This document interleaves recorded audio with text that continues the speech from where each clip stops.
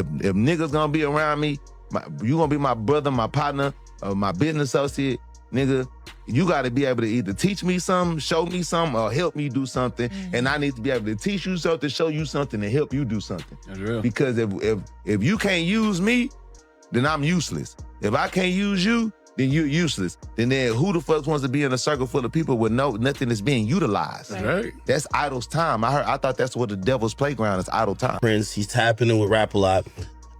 Basically, that's the extension of they're not rappers. I love Jay. I love Rap a Lot. I love Joey. Jay is like a god. Like how I'm a god in Texas. Jay Prince singing, he's a god in Texas. Love bro, fuck with bro. That's Pops. But I'm him again. Like I'm another Jay Prince again. Like I'm redoing and recreating everything he's done again. See what I'm saying? So, but I'm an artist. See what I'm saying? And there was a period of time where nigga Jay not letting nobody come through the city and have fun, do all this shit, make money, and enjoy their life and do what the fuck they want to do and not give back. Okay, like not do like a song or something. To the city. That song is what matters. You coming out here and doing the event, that's cool. That's nice. And fuck it being me. It don't have to be me. Do a song with any artist from the city and state of Houston, Texas, and make them bigger, therefore making the economy bigger, therefore making us have a bigger audience. Because guess what? Most rappers leave. The moment the checks clear and the cameras start following them around, they are gone. Out to LA, Atlanta, New York. They trade the city that built them for a zip code that feels more like success. Sauce Walka flipped that script completely. He stayed in Houston, planted his name on buildings, opened businesses on the South Loop, and built the kind of operation that makes people stop and ask how one independent rapper from the Southwest Side quietly turned his city into a personal empire. Here is the full picture. Albert Walker Mondane was born June 29, 1990, on the southwest side of Houston. He started rapping in 2007 under the name AWOC as part of a group called Most Heard. But 2014 was the year everything changed. That is when he became Sauce Walka, formed the duo Sauce Twins alongside Sancho Saucy, and founded the Sauce Factory, the independent label that became the backbone of everything he built after. 1 year, 3 moves that set the entire machine in motion. Before we even get into the businesses, there is a cultural detail that tells you everything about the kind of influence this man operates with. Sauce Walka is publicly credited with popularizing the word drip, as it is used in modern hip-hop. Soulja Boy himself confirmed it on record, saying the person on the forefront with that word was Sauce Walka and TSF.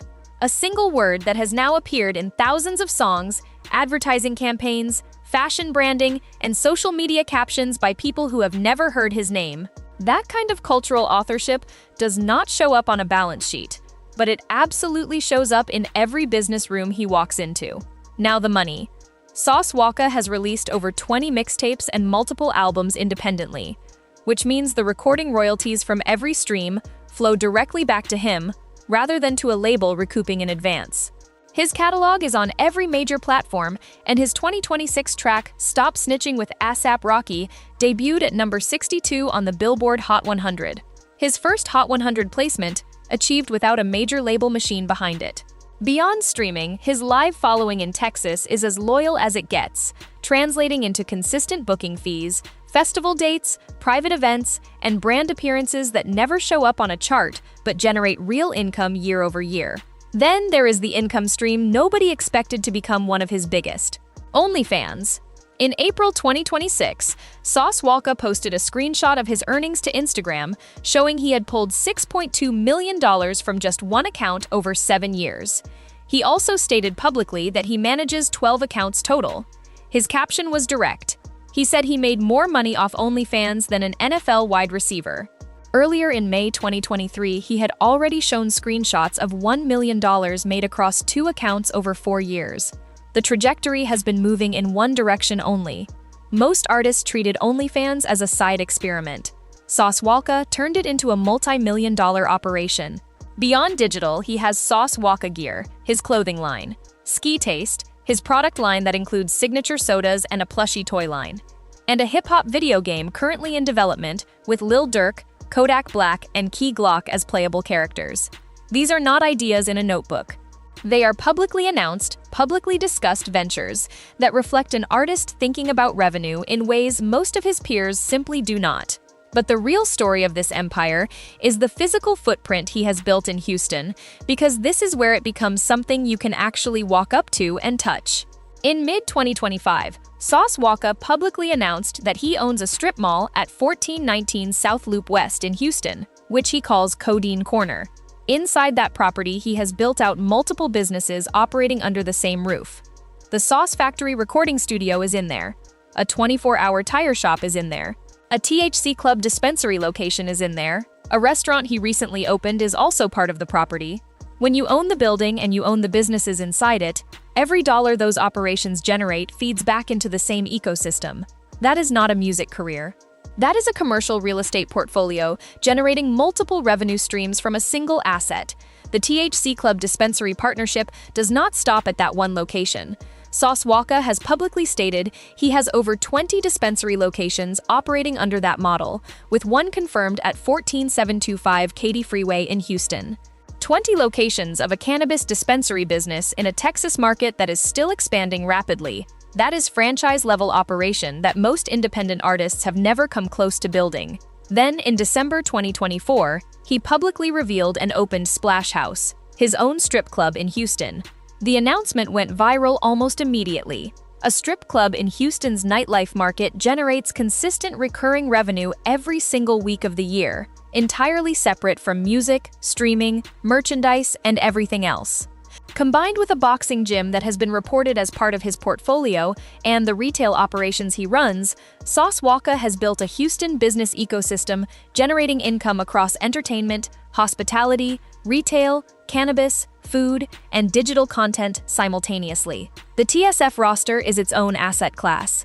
Peso built a genuine independent following with millions of streams and a fan base that extends well beyond Houston. Rizzy has appeared on major projects including Sauce Father 2 alongside Travis Scott and Lil Yachty. Fifth Ward JP brings Houston legacy credibility. Every stream those artists generate, every show they play, and every unit they move flows back through the TSF structure that Sauce Walka owns. If he took 6 months off tomorrow, the label would still be running, still developing artists, still collecting.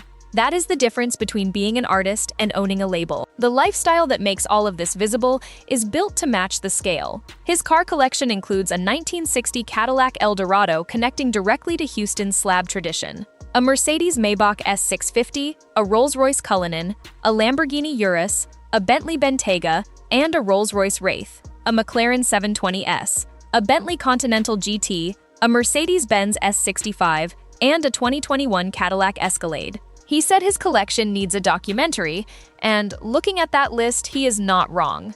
His most publicly noted jewelry piece is a custom Cuban chain made by Houston-based jeweler Johnny Dang, for which he paid $500,000. Even the way he spends is rooted in the city. What makes this whole operation sustainable is the structure underneath it. When music revenue slows between album cycles, the real estate income keeps moving. When streaming has a soft month, Splash House is filling up on a Friday night regardless. When the dispensary locations have a strong week that offsets anything soft on the digital side. The diversification is not theoretical, it is structural, built into how the operation actually runs day to day. He said it himself on the $1 Million Worth of Game podcast, telling the host directly that he owns a lot of companies that people do not even know he owns. He also acknowledged in that same conversation that he sometimes downplays his intelligence strategically to gain access to certain rooms and opportunities. That is not someone who got lucky and bought some stuff. That is someone who has been thinking about how power and perception work together since before the money arrived. The Houston-specific advantage running through all of this cannot be overstated. Texas has no state income tax. Houston's commercial real estate is a fraction of what the same square footage costs in Los Angeles or Miami. The city's population represents a massive local consumer base for nightlife, cannabis, food, and entertainment. And the loyalty Houston shows to artists who stay and invest is a cultural reality with real economic weight. When Splash House opened, it was not just a club opening. When Codeine Corner opened on the South Loop, it was not just a retail moment. Both were statements about what it looks like when one of the city's own comes back and plants a flag instead of just passing through. Sauce Walka said it in his XXL Talk It Up interview plainly. He said it feels good to achieve independently because the journey is longer, but you retain more ownership in the end. He said he is more interested in profits than accolades. That is not artist talk. That is what a businessman sounds like when he built the proof himself. Drop a comment. Did you know Sauce Walka had built this kind of operation? And which part of the empire surprised you most?